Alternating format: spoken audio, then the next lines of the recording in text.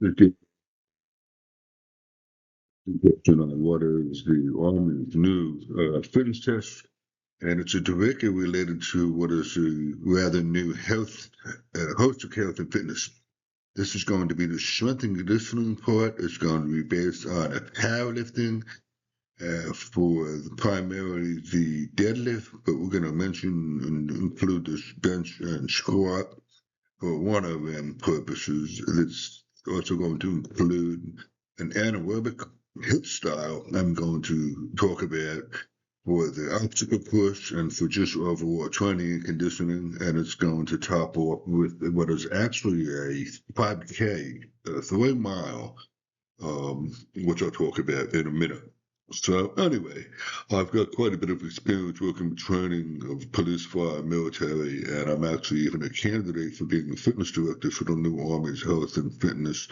So it was kind of exciting to do this presentation for you. So the Army's new fitness test ultimately consists of 5 elements. It's a 3 rep max deadlift, and it's going to start in this order, by the way. So we got the 3 max deadlift, which is actually used a hex bar. I'm not sure why they changed that, but I think it's just to make it a little bit easier for the soldiers and for the testees.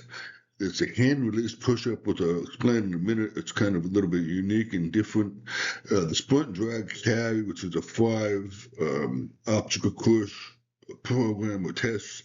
The plank, which is actually 2 minute hold minimum test. And then a 2 mile run, which is pretty much just that. For whatever reason, the standing power throw was eliminated due to concerns that they say risk of injury. I can understand the limited combat relevance, as jokingly say, unless you're running from the enemy and you're throwing grenades behind you, then I guess that's, makes some sense here. Overall, to improve combat readiness, it's not just combat, but just the fitness in general of soldiers within the Army and then the entire Department of War as well. Reduce preventable injuries, and this is also designed to ensure fairness within age and sex standards within the testing itself. Obviously, a younger individual is going to be required to lift more than an older, and respect to male and female genders there. It also is going to include just the notion that the battlefield demands more accuracy, and then again promoting the holistic health fitness portion. So the 3 rep max deadlift is going to be the first and initial test on test day. However, I'm going to emphasize that you focus on improvement of your 1RM and going from there. I did find a peer-reviewed study based on the deadlift and lower body strength. However, I realized that in my writing here, I was talking a little bit more, it just says the squats, but it was a deadlift. There was 11 participants, 10 different variations of a split squat. And then there was also 13 of them that used with the deadlift good mornings. The data of the quadriceps, hamstrings, and the glutes was recorded. You can see here that the quadriceps, the vastus lataris, and the rectus femoris exhibited the graceful loading. And it does say squats, but it wasn't squats, it was a deadlift, so that was an error on my 4. And of course, the hamstrings were loaded more dramatically with the deadlift, as well as produce large amount of force loads on the hips and the knees, which is, common sense with that. This is test itself. You can see that it's abbreviated to the MDL. It's a muscular strength test, measuring obviously the lower body, but as well as grip, push strength, evaluating the lower back or back in general, arm and core muscles, which of course is critical for the soldiers to avoid lower back, hip, and knee injuries. Mentioned my citation there, which would be number 1. The equipment is a 60-pound hex bar. I'm not sure exactly why entirely they changed that, but I think it just has to do a little bit more with ease of the lift. But from a practical standpoint, if you really think about it, soldiers are lifting things up side by side. If it's an ammo can, if it's, I don't know, a missile, rocket, or something that they're loading, it's not going to be frontal, it's going to be lateral sides of the body. So the test again is 3 rep continuous. You're allowed 2 attempts, and what that means is, let's just say if I try and do the 350 and I don't get 3 reps, I can do a lower weight, and I can take that test again there. It'll be 10, 15, 20 pounds lower. However, whatever it is you do the 3 rep, it will be recorded for your final score. So the hand release push-up is a little bit more unique. It's not something that is common. It's not something you see to do. I use the little arrows here indicating it's kind of hard for me to show, but you're putting your hands out laterally when your chest is on the ground. It's a mechanical breakdown within 4 stages that you can see here with that right hand little arrow pointing to the right, pun intended. From starting point, you're on the ground. Go, you full extend arms as you normally would a push-up, returning to the ground. Once your chest and legs hit the ground at the same time, you're extending your hands laterally, lateral hand extension. Once full extension, you bring your hands back to the chest, in which I make note that it's almost more like a close grip bench press, elbows tucked into the side, and return and, count the rep. This test is measured for upper body, muscular endurance, strength for the core with some flexibility and even control in a time manner. I seem to have left out, but it's a 2-minute time limit for that. I did find a study, which I want to note here, that did not include the hand release push-up, but then again, it's not very common.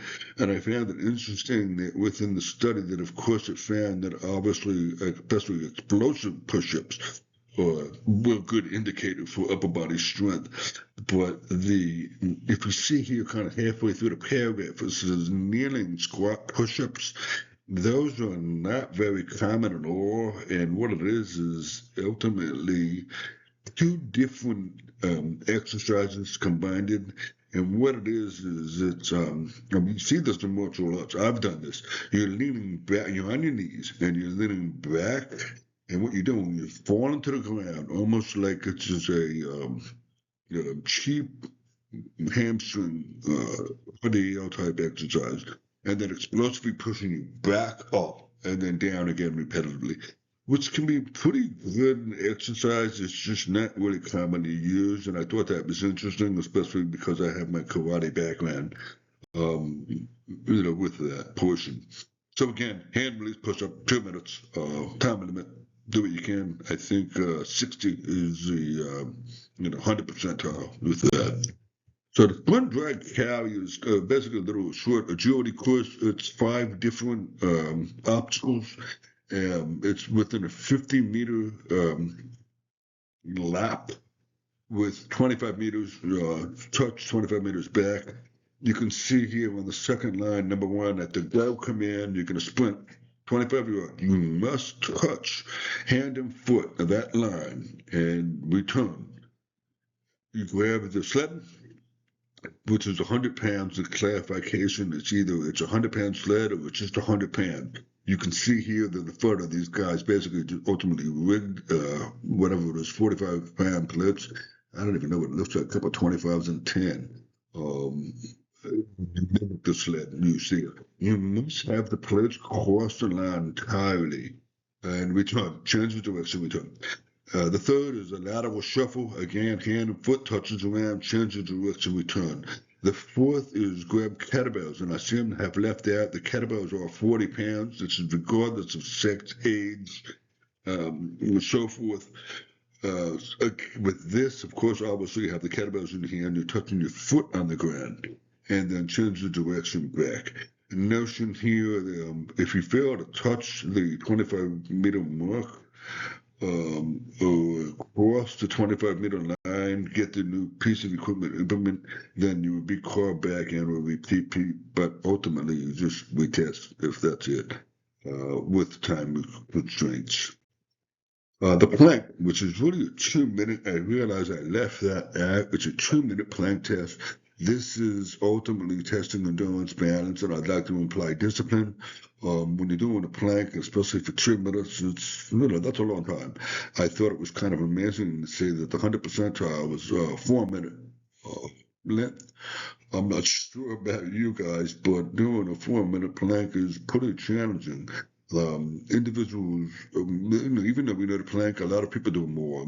I use a little photo here. You can see the girl. She has a strict 90-degree angle on her elbows with her palms facing firmly into the ground. This is how you do the plank, period. I've jokingly said people that are putting their hands together trying to pray for time that is wrong because of the shoulder movement and so forth, that it's just wrong overall for strength and conditioning of the upper back portion of the plank exercise.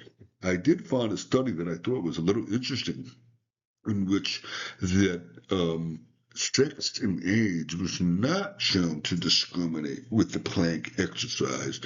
And what that meant is, or what's that meaning is that no matter if you're 15, 20, 30, 40, 50, plank is not a discriminating exercise.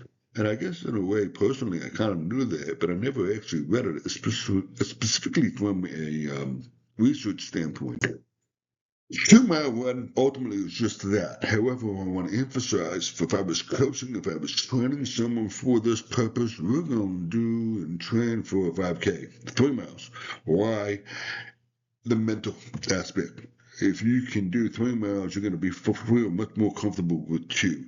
It's a straightforward measure of cardiovascular endurance, which correlates with the VO2 max, which obviously is going to be critical for physical activity within combat environments. However, I would stress, as a health, holistic health fitness instructor, coach, or military coach, I would say you got to have some kind of weight on you, 20, 30, 40-pound pack or something, because ultimately that's what you're going to be carrying. So I think that would be maybe a change in the future that you see with the Army testing here. The study that I found did lack a specific true one. Again, I seem to have a little bit of two rep max, which 2 mile whatever in that term ever. But ultimately, it's an aerobic and skeletal muscular demands within an operation framework readiness for shoulders, not only just combat roles, but in heavy role.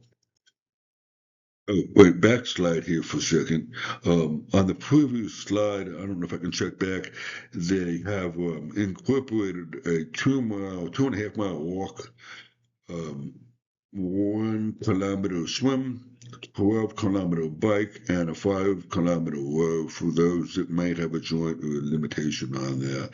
This chart here is a very general broad perspective of the scoring for each one. You can see here the first one with the deadlift, basically your minimum, which is ultimately, unfortunately, failing 140 pounds for 3 reps. And regardless of sex or gender, if you can do age, if you can do a 350-pound deadlift for 3 reps, you're good. A hand release push up again will be 60 within 2 minutes. The sprint drag carry, if you can do 90 seconds in that optic, of course, you're good, which seems pretty much amazing to me. If you can hold a plank for 4 minutes, then you're definitely good there. With the 2-mile run, if you can, and if you're accustomed to having a sub 7-minute mile, then you're in good shape with that aspect. You can see here a little bit of the scoring system, and I can't recall off the top of my head, but I believe it's about mid 400s, say 450, 460. If you pass that test, what you're actually enabled to do is not have your body fat tested. You might have some heavy, stocky individuals that can do very well with this. However, they might be marked for their body weight, say, such as maybe a rugby player or a football lineman or something like that, if that makes sense. So here we have the first training aspect, which is the aerobic distance. Again, it doesn't mention here, but I'm trying to emphasize a focus on a 5K, 3 mile. You can see here flat out within week 3, 4, and 5, you're going over what you're being tested for. That will not only build up confidence, it will build up confidence for the test. It will build up your ability to feel more comfortable at running a shorter distance simply by aiming higher. the first 4 weeks, you're building up your aerobic base, you're building up your joint tolerance and your rhythm, trying to figure yourself out. I want to emphasize the joint tolerance as an experienced runner myself. Well, if you haven't ran for a long time, if you just started off, your joints are going to hurt, your feet are going to hurt. You're going to have acute muscular soreness, if not the next morning, the next, 48 hours because of the late onset soreness. So trying to be accustomed to that. The mid weeks, you're basically improving your intensity, improving your pace, your breathing is a little bit more accustomed to your running pace and so forth. And then finishing it with speed, I would emphasize that when it comes into the race or it comes into the distance, that you focus a little bit more on sprints with that. So here we have the 3 rep deadlift, which I'm going to emphasize trying to improve your own 1RM. Long story short, from being a powerlifting coach, if you can take 5% of your current 1RM, and if you can work at approximately 80% of that, you're going to have a very ease of increasing your 1RM. And that again is 80% of your 1RM or 5% more approximately of your current 1RM, or 80% of your 1RM or 8 reps, or at least 3 consecutive sets. I'm going to show you in the next chart a little bit with that, how I pull around there. I'm going to point out here with the, I think it's just the fourth little bullet down there. The recovery is going to be critical. Not only sleep, but hydration, but also I would strongly recommend consider HMB, which you can see in the upper left-hand corner. The creatine is actually a concrete brand. The Endurax, which is the lower left hand, is absolutely critical for recovery, increases muscle glycogen. And then I would hope that most of you can really see it, but the upper right hand top, the beta alanine, which I believe is standing top with that. With planks, you can throw in with the deadlifts and or with the anaerobic program, and simply practice with those. Time rep duration combination. Here with the 1RM deadlift program, I want to point out that, first of all, you're building up strength in the first 4 weeks. But if you can see my intensity in, it all focuses around 80. And I'm a strong believer, and I champion the 80% of improving the 1RM. I'm not going to bore you with technique or so forth, but making sure that you're doing more of a sumo type deadlift. If you have an Olympic bar, I would recommend practicing with that and then transition into the hex bar versus training with the hex bar on a regular basis, just for the record with there. And this is really for your own reference, but you can see here the last 4 weeks, you're primarily increasing your weight and you're lowering down your repetitions for 1 to 3 reps, 3 to 5 sets. So the anaerobic program, it's HIIT style. It's just an energy system, type thing, getting you used to more abuse of the test itself, specifically with the sprint drag carry. It has a lot to do with overhead, progressive overload, I'm sorry. I did find an interesting study that was dealing with Olympic combat sports with the karate background. I thought that was pretty cool.